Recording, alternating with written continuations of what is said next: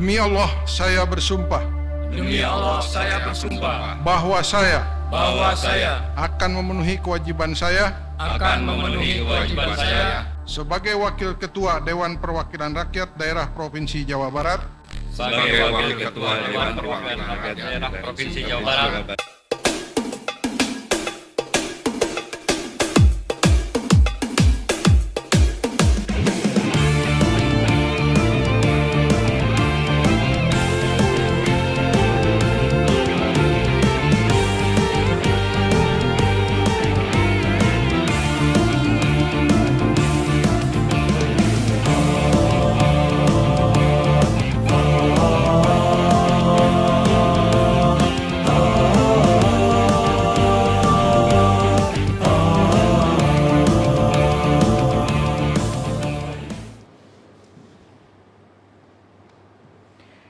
Apa kabar pemirsa MGS TV? Kita berjumpa lagi di program Ruang Tamu MGS TV.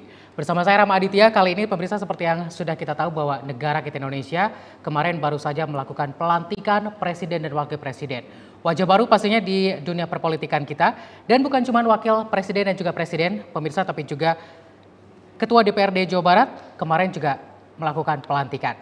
Dan kali ini di studio MGS TV sudah hadir Bapak Haji Iwan Suryawan SOS, yang merupakan Wakil Ketua DPRD Jawa Barat. Dan nanti kita akan ngobrol-ngobrol bersama beliau tentang tema kita hari ini di program Ruang Tamu, yaitu DPRD Jawa Barat siap kawal program kesejahteraan masyarakat Jawa Barat. Seperti apa kira-kira? Kita langsung ngobrol bersama beliau.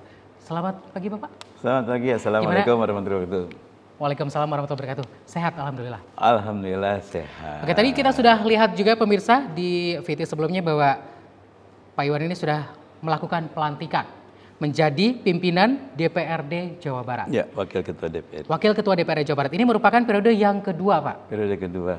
Untuk DPRD Jawa Barat, dan periode kali ini dilantik menjadi pimpinan Jawa Barat. Perasaannya gimana, Pak? Ya. Setelah 2 kali dilantik nih. Ya, perasaannya tentu ada satu pesan amanah yang tentunya lebih berat ketimbang sebelumnya ketika diberikan amanah sebagai Wakil Ketua DPRD itu.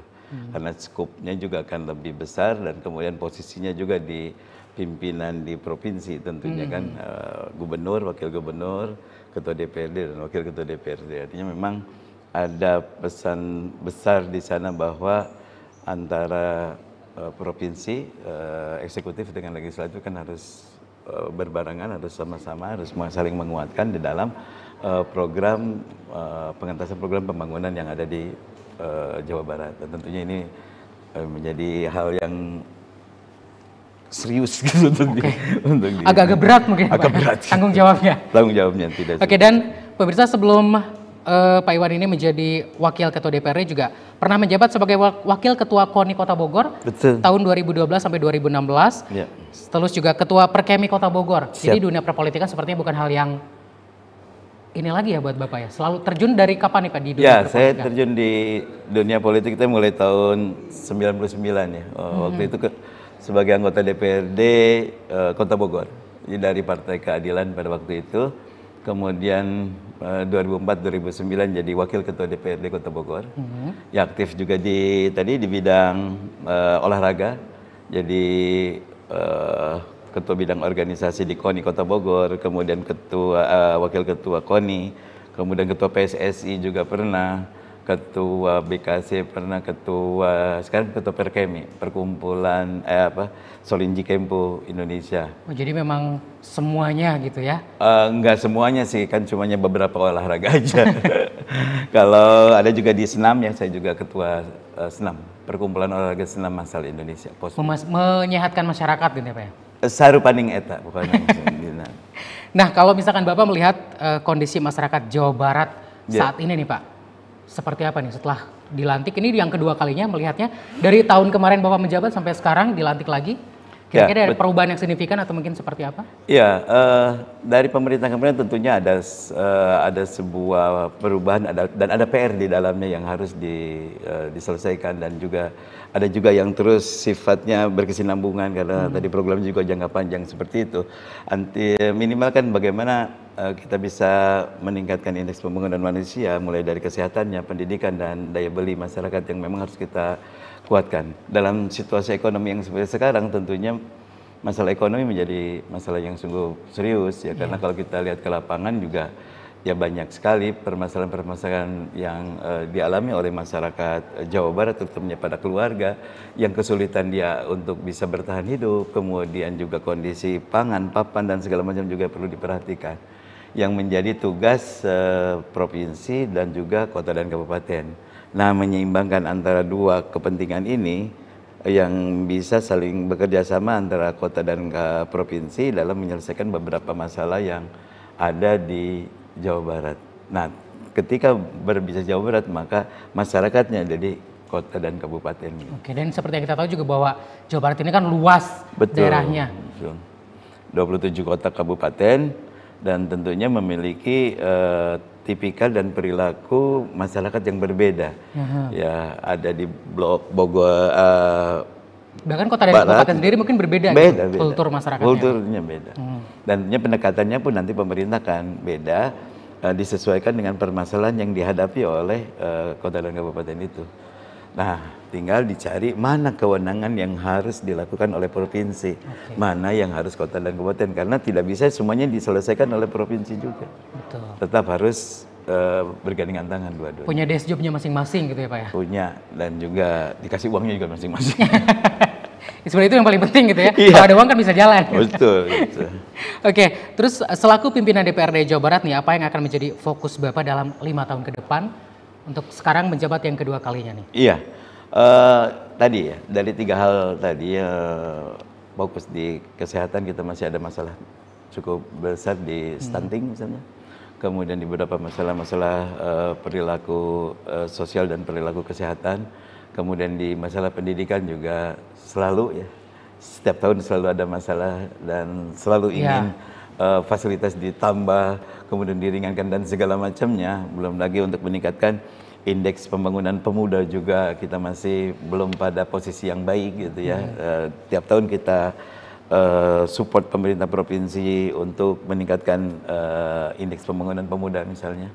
Kemudian juga daya beli ya, kita sudah sangat memahami di lapangan dengan bahan pokok yang cukup lumayan harganya, menjadikan kesulitan bagi masyarakat karena kebutuhan berikutnya dalam masyarakat untuk bisa bertahan hidup, dia bisa menyekolahkan, dia kesehatannya bisa terjamin, itu juga menjadi perhatian yang baik ya dari pemerintah provinsi tentunya.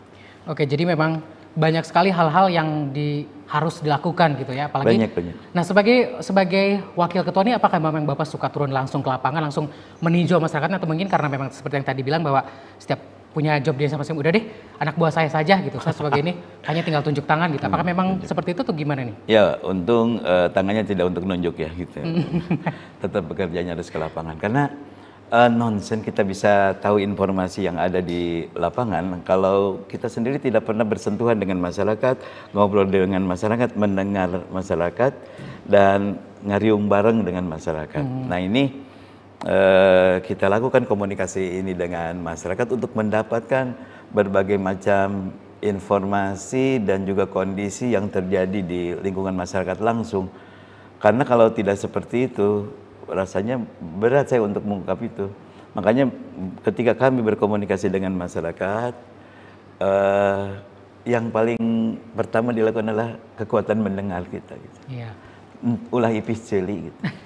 Jadi kalau ya masukan dari itu dan kita lihat memang kondisinya seperti apa. Nanti dari masalah yang kita dapat itu baru kita petakan nih. Oh, ternyata ini masih bisa ditangani oleh pemerintah kota dan kabupaten. Oh, ini oke oleh provinsi ya, karena ini kewenangan provinsi.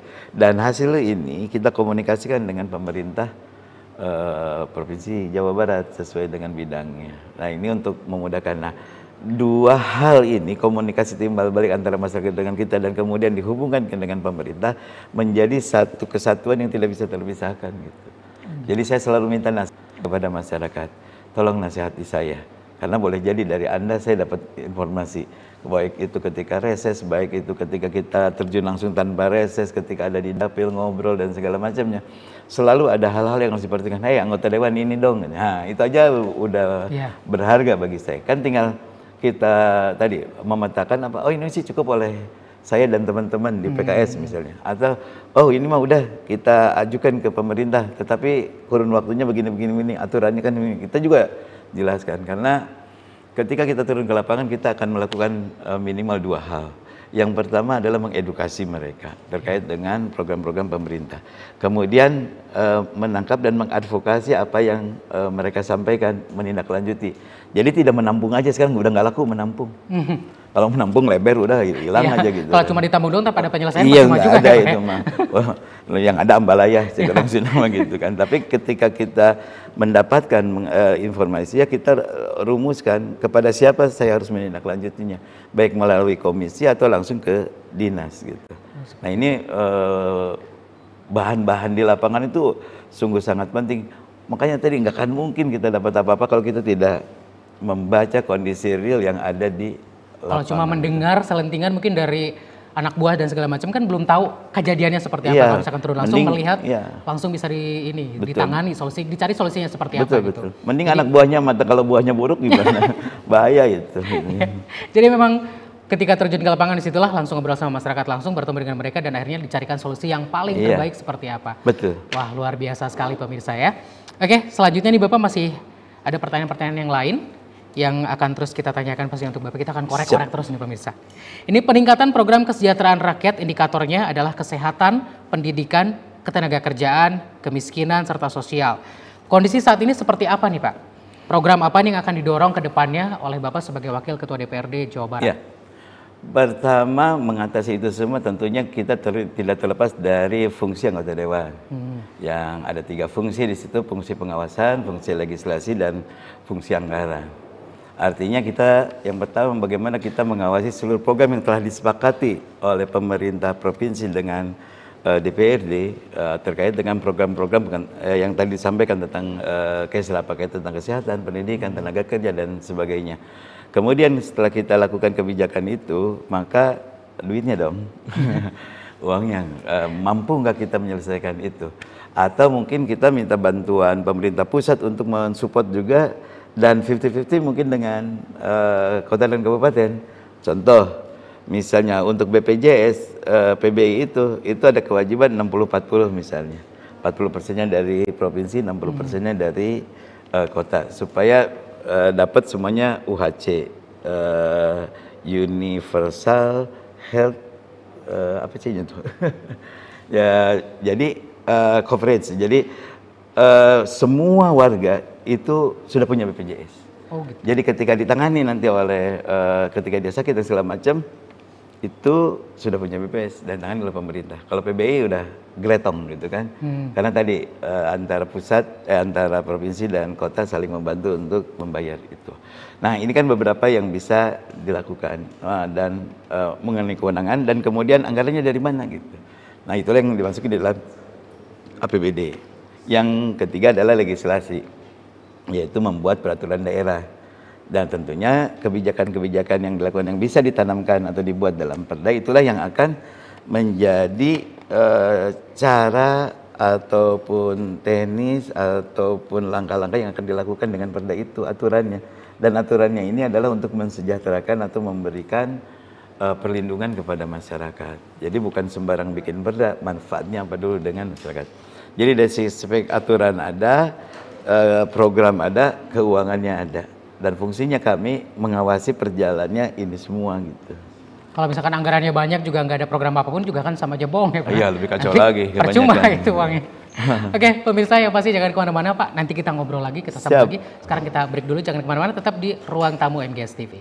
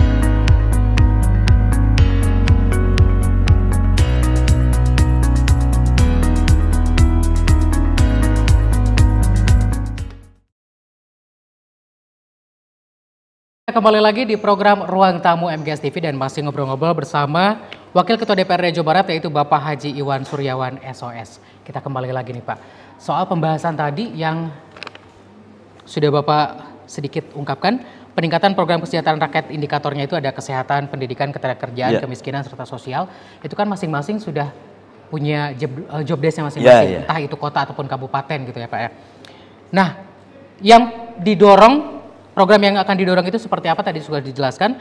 Kalau misalkan untuk masalah kesehatan sendiri, itu sekarang sudah diwajibkan semua masyarakat memiliki yang namanya BPJS. Nah kalau dari Bapak sendiri ini untuk melihat apakah memang program dari pemerintah ini sudah tepat sasarankah untuk masyarakat atau gimana nih Pak? Iya, terkait dengan masalah kesehatan ini sebetulnya aspeknya sungguh sangat luas ya. Tapi yang sebetulnya yang sekarang lagi hits yang menjadi perhatian dari pemerintah itu adalah tentang stunting kan. Nah stunting ini juga tidak hanya ansih dilakukan oleh kesehatan, tetapi juga multisektor yang ada. Nah disitulah kenapa di Dewan itu ada yang namanya komisi-komisi. Iya. Nah komisi ini ada komisi 1, 2, 3, 4, 5. 1 tentang pemerintahan, 2 tentang perekonomian, pertanian, kemudian komisi 3 tentang BUMD, ke komisi 4 tentang infrastruktur, dan komisi 5 tentang Kesra. Nah masalah-masalah yang tadi ini biasanya dibahas di komisi 5.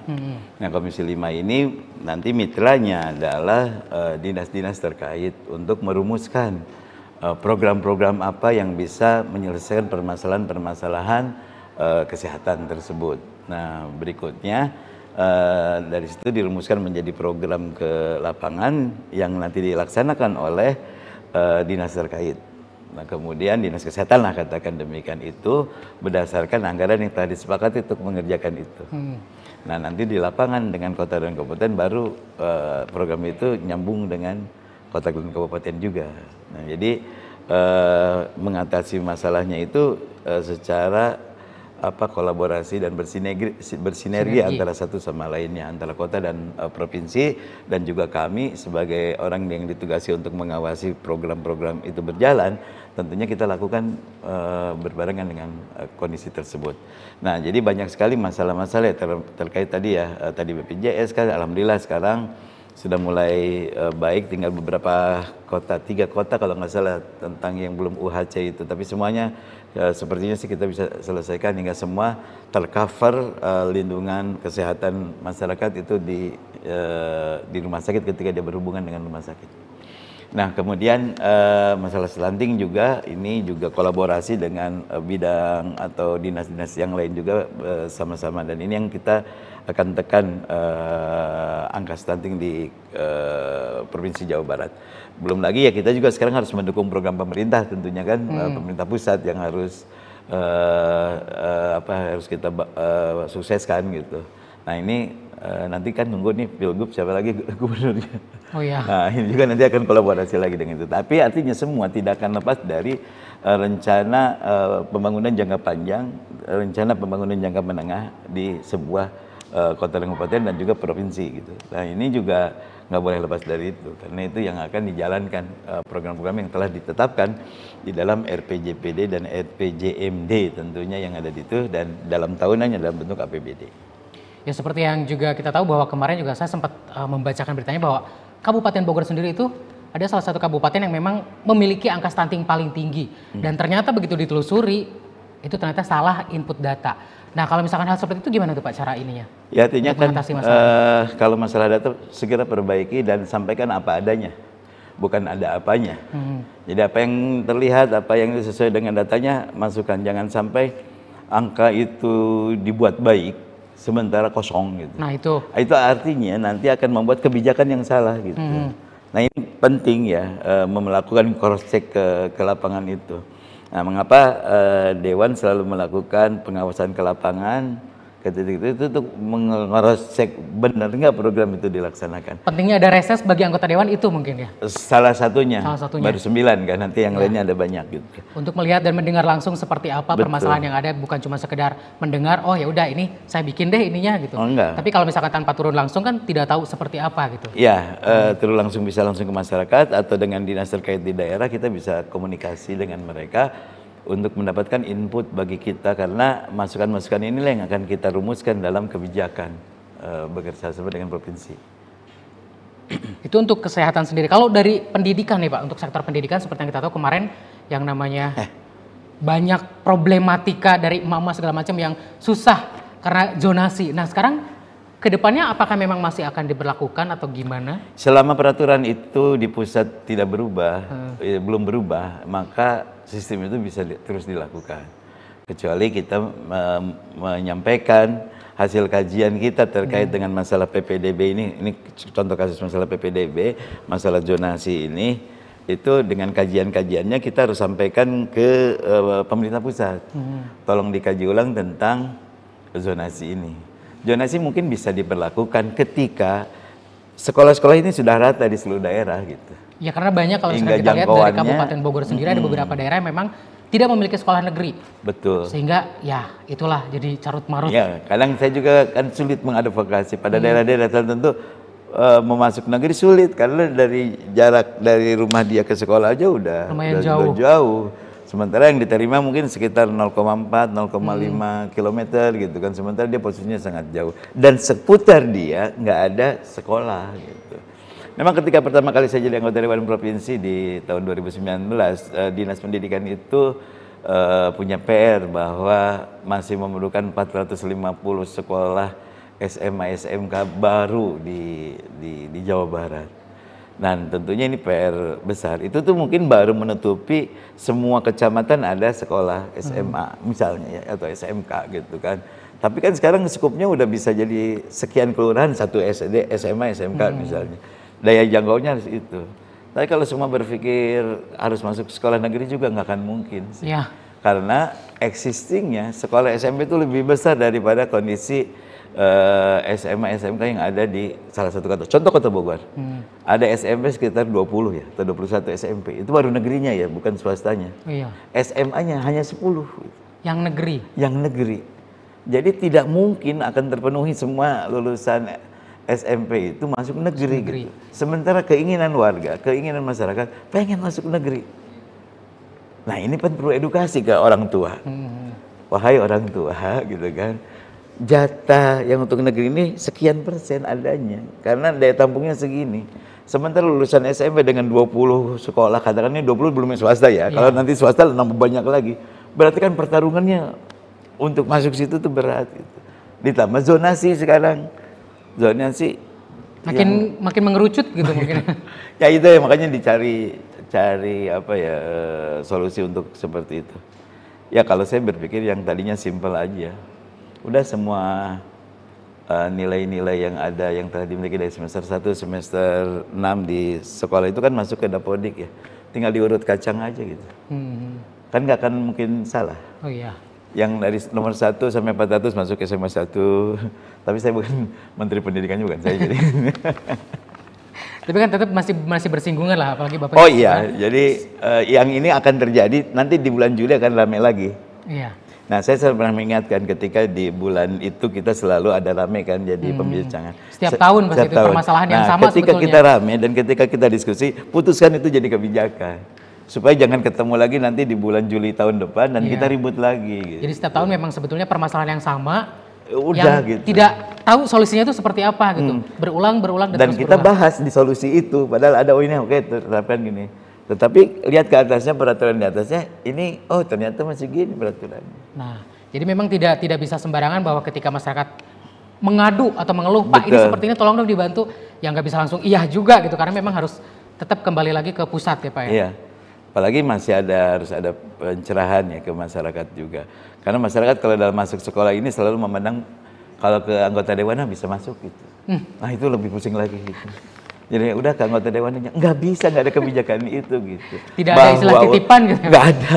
Karena untuk masuk itu cuma ada 2 zonasi dan afirmasi. Lewatnya ini nggak ada, lewat yang ketiga anggota dewan nggak ada gitu. Nah sementara orang kalau udah lihat undang udah tenang masuk. Kan dia udah dipilih saya, saya dimarahin habis senggel gitu karena nggak bisa masuk. Ya nggak bisa tuh mau gimana lagi. Coba bayangkan sekarang, anak bapak itu pintar, anak saya bodoh. Tapi karena nitip, karena saya anak pejabat, saya masuk ke situ. Yang diusir anak bapak. Mau seharusnya gitu? Anak saya yang masuk, kenapa anak bapak yang masuk? Kan gitu. Berarti kan saya telah menjolimi orang ini gitu, saya betul berbuat zalim, ya nggak bisa gitu.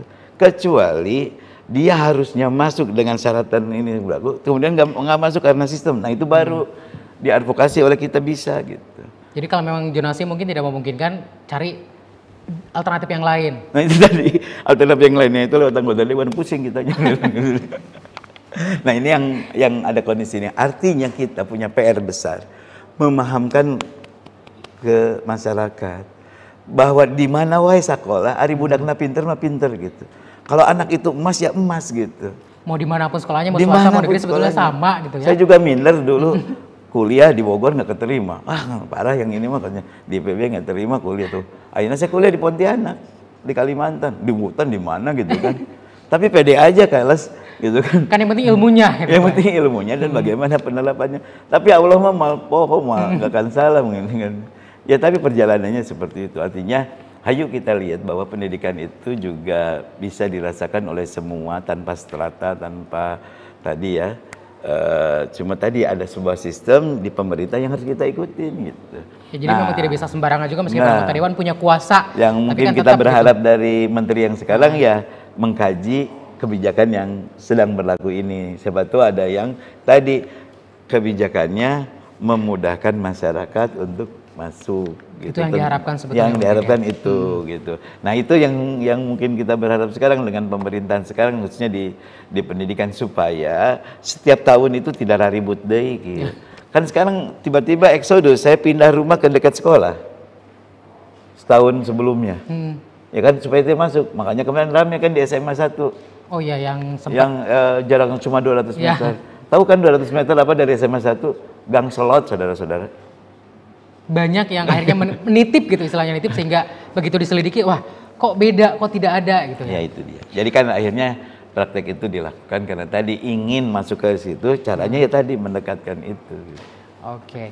Nah, kalau misalkan ngomongin soal dukungan infrastruktur nih Pak untuk kesejahteraan rakyat, apa yang menjadi tantangan dan apa yang akan diusahakan? Iya, tantangan infrastruktur ini kan dari sekian banyaknya kecamatan dan kota yang ada di Jawa Barat. Memastikan bahwa jalan transportasi itu baik. Dan sekarang alhamdulillah beberapa ruang di dalam jalan-jalan yang ada di Jawa Barat sudah mulai membaik ya. Tol misalnya udah banyak kita bangun ya bersama dengan pemerintah pusat juga, termasuk Cisumdawu untuk menghubungkan dari Bandung ke Bandar Udara BIJB misalnya. Di sana Kertajati dibangun, nanti mungkin bangun lagi dari Bandung ke Tasik dan segala macam. Ini kan untuk memudahkan. Ketika transportasi ini jalan maka pertumbuhan ekonomi pun akan berjalan karena logistik akan lebih mudah berjalan seperti itu. Dan kemudian akses bisa lebih mudah. Tapi kalau jalannya jelek maka itu yang harus dilakukan. Mungkin kita akan kembangkan di Jabar Selatan ketika zaman akhir itu alhamdulillah sudah mulus ya. Terus di beberapa daerah ini harus terus diperhatikan. Belum nanti pengairannya, belum banyak hal lah untuk itu. Bukan cuma sekedar jalan doang, kalau untuk infrastruktur kan yang lain-lain juga. Banyak hal gitu. PR-nya juga lumayan. Lumayan banyak. Dan tapi itu kan tidak mungkin berdiri sendiri, pasti harus dengan pusat. Oh iya. Nah kan selama 5 tahun menjabat gitu, itu memang bisa terselesaikan nggak sih Pak? Iya terselesaikan pada satu titik lain dia akan ada PR baru gitu. Tapi bukan berarti tidak menyelesaikan masalah. Kita harus akui di sini berhasil. Besok ada tantangan baru gitu kan, karena tuntutan berikutnya untuk mengatasi masalah pasti akan muncul lagi di tempat yang lain. Jadi setiap kali datang ke reses ke satu daerah, selesai yang ini tiba-tiba muncul lagi. Itulah soal. Tapi juga ada yang menangun juga terus itu. Tapi kalau ke Kesra pasti banyak yang itu juga.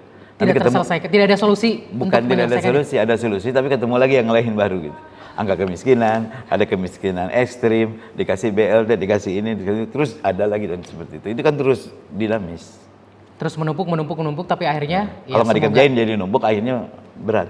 Nah semoga mungkin dengan Bapak yang kembali menjabat bisa terselesaikan satu persatu. Amin. Insya Allah tentunya nanti dengan eksekutifnya, dengan gubernur, dengan dinas-dinas harus tadi seiring seuyunan lah gitu ya. Silih asih dengan mereka. Ingat tadi, yang ini kita bahas bareng ya, dan kita selesaikan. 1 checklist, 2 checklist. Jadi jelas gitu penyelesaiannya gitu. Ketimbang tadi pengen yang gede tapi setengah-setengah yang ada tuh. Ngarau kusiku mencek orang Sunda. Iya benar. Jadi jangan semuanya deh, mendingan satu-satu ya, dulu tapi selesai gitu satu persatu untuk itu. Oke pemirsa, jangan kemana-mana dulu Pak, nanti kita akan kembali ngobrol-ngobrol, tetap di Ruang Tamu MGS TV.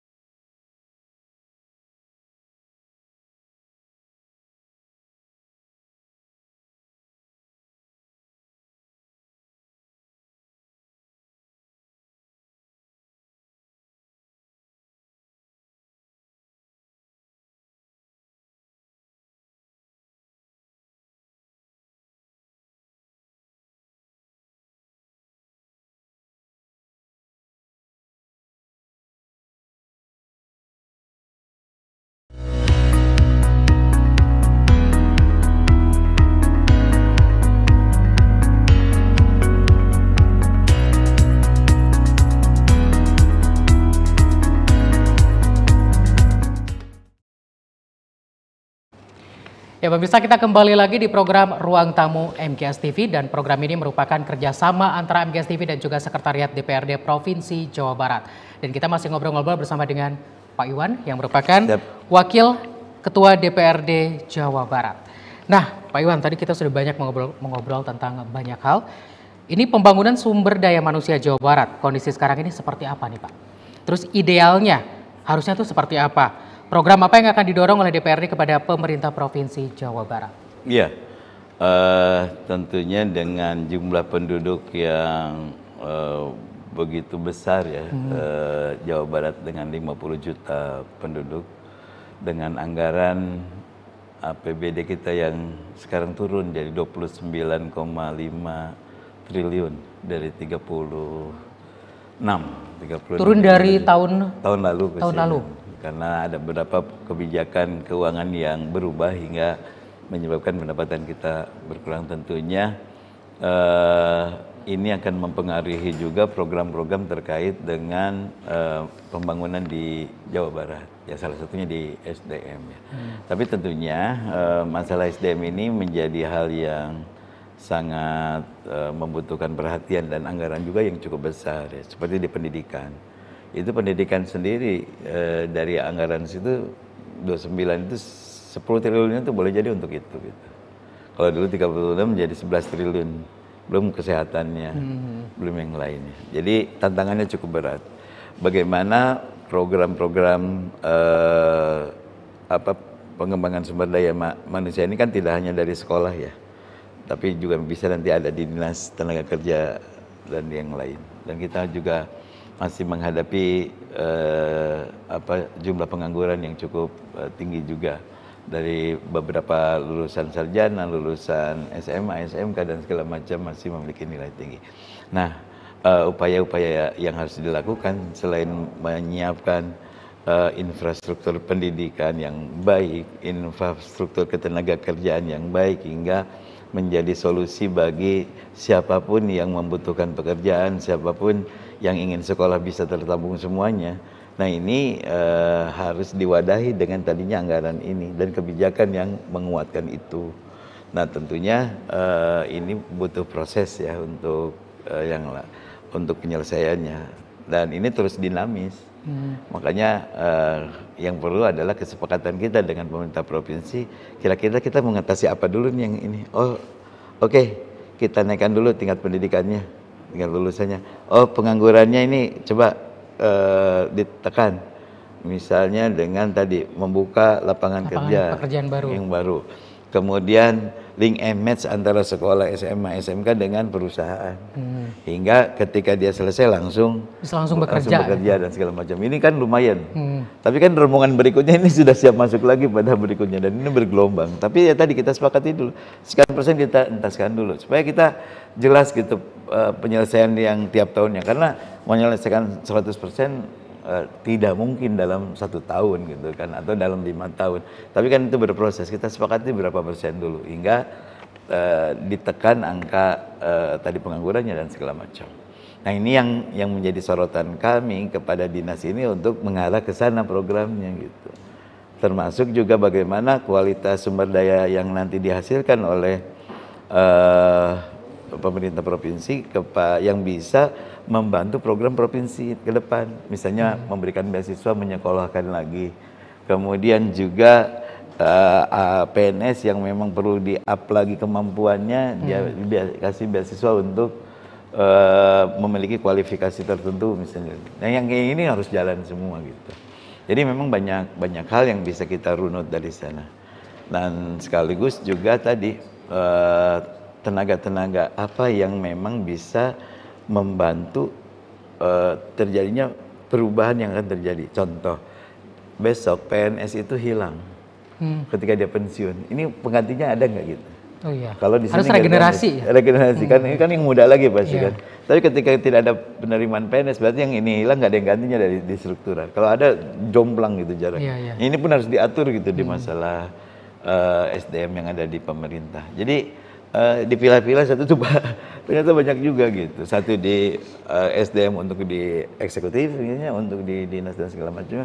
SDM yang akan muncul ke masuk dunia kerja gitu kan. SDM yang ada di dunia kerja untuk bisa bertahan gitu. Dan ini masing-masing ada pagar, ada ininya, aturan-aturan masing-masing gitu ya. Kalau kita berbicara tenaga kerja, nanti ada aturan UMK dan segala macam untuk penghasilan, itu juga harus diperhatikan dan seterusnya. Nah kalau misalkan untuk indeks UMR sendiri kan tiap daerah juga beda-beda. Nah itu yang membedakan kenapa bisa berbeda, dan apakah memang dari pusatnya sendiri menganggarkan memang harus seperti itu atau gimana Pak? Iya, yang ini selalu setiap tahun muncul. Kenapa demo pegawai para pekerja itu ada segala macam, tidak lain adalah untuk memastikan bahwa perhatian perusahaan kepada mereka itu terpenuhi gitu kan. Tetapi ketika mengukur angkanya itu berapa, tentunya tidak bisa sendiri gitu. Memang saya pengen gede, tapi kan perusahaannya kuat apa enggak gitu kan. Jangan sampai kita tinggi, perusahaan bayar katanya bangkrut gitu, kolaps. Makanya ada juga dia mampu bayar segitu, tapi dia pindah berikutnya ke daerah yang lain yang tenaga kerjanya dia bayar dengan murah gitu. Nah ini jangan sampai terjadi, sementara produknya itu mungkin akan membantu pertumbuhan ekonomi di Jawa Barat misalnya. Oke, terus kalau misalkan ini kan Bapak menjabat 5 tahun lagi ke depan, kira-kira yang akan diutamakan dulu nih programnya apa duluan nih Pak? Yang pertama memang yang kita telah lakukan komunikasi terlebih dahulu dengan gubernur ya. Terkait dengan program-program yang harus kita prioritaskan secara bersama, dan itu kita juga prioritaskan dalam anggaran tentunya ya. Kemudian karena besok ini kan terjadi lagi transisi dari PJ ke gubernur yang sebenarnya. Ini juga lumayan nih untuk menggiring ini. Nah setelah ini masuk berarti ya kita harus dengan yang gubernur yang baru untuk menselaraskan program.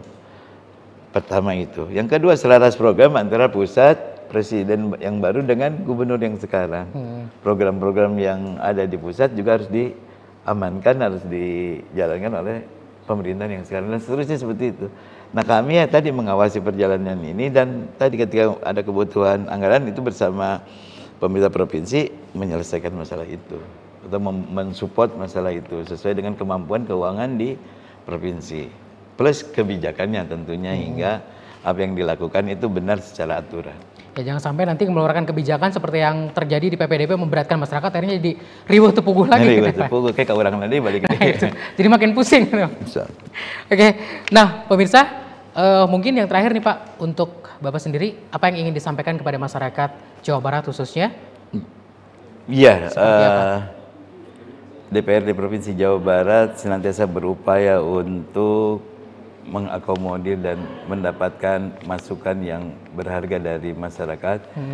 Tentunya masukan itu tidak hanya selalu dari kata-kata, tetapi ketika kita turun juga menjadi masukan ketika kita menemukan permasalahan dan berinteraksi, bersentuhan dengan masyarakat. Dari situlah kita akan merumuskan bagaimana DPRD dengan pemerintah provinsi bekerja sama untuk menghasilkan kebijakan-kebijakan yang berpihak kepada masyarakat. Nah, tentunya kolaborasi antara masyarakat, dewan, dan pemerintah provinsi ini tetap harus sejalan. Dan ini yang akan kita terus lakukan, bagaimana teman-teman semua anggota Dewan DPRD Provinsi Jawa Barat yang 120 ini yang tadi ada di komisi-komisi juga bisa menyerap semua kondisi permasalahan yang ada di bidangnya masing-masing yang kemudian dirumuskan jadi kebijakan dan anggaran yang berpihak dalam penyelesaian masalah itu. Nah, tentunya kami berupaya di masalah tersebut bersama dengan pimpinan yang lain dan membangun komunikasi yang baik itu dengan Muspida, dinas, kemudian ya dengan gubernur otomatis ya, dan semuanya hingga kita menjalankan program pembangunan ini juga dengan nyaman, saling memahami dan bisa menyelesaikan masalah itu dengan baik. Yang pasti mudah-mudahan sih kedepannya memang tidak ada lagi permasalahan-permasalahan yang sama.